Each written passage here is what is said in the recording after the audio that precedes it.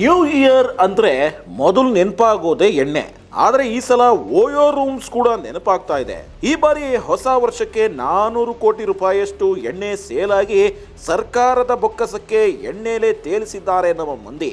ಇದೆಲ್ಲ ಮದ್ಯಪ್ರಿಯರ ವಿಷಯ ಆದ್ರೆ ಓಯೋ ರೂಮ್ ಪ್ರಿಯರು ಜಾಲಿ ಜಾಲಿ ಎಂದಿದ್ದಾರೆ. ಮದಿರೆಯ ಮತ್ತಿನ ಮಧ್ಯೆ ಬಹುತೇಕರ ಹಾಟ್ ಫೇವರೇಟ್ ಅಂತಾನೆ ಕರೆಸಿಕೊಳ್ಳುವ ಓಯೋ ರೂಮ್ ಬುಕ್ಕಿಂಗ್ ಕೂಡ ಫುಲ್ ಬಿಸ್ನೆಸ್ ಮಾಡಿದೆ.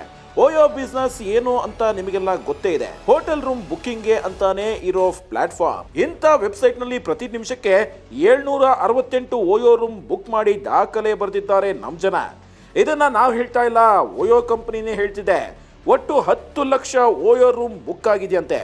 ನ್ಯೂ ಇಯರ್ಗೆ ಎಣ್ಣೆ ಕಿಕ್ ಕೊಟ್ಟಿದ್ರೆ ಹೊಸ ವರ್ಷಾಚರಣೆ ವೇಳೆ ಓಯೋಗೂ ಭರ್ಜರಿ ಡಿಮ್ಯಾಂಡ್ ಇತ್ತು ಅನ್ನೋದನ್ನ ಕಂಪನಿಯೇ ಹೇಳ್ಕೊಂಡಿದೆ.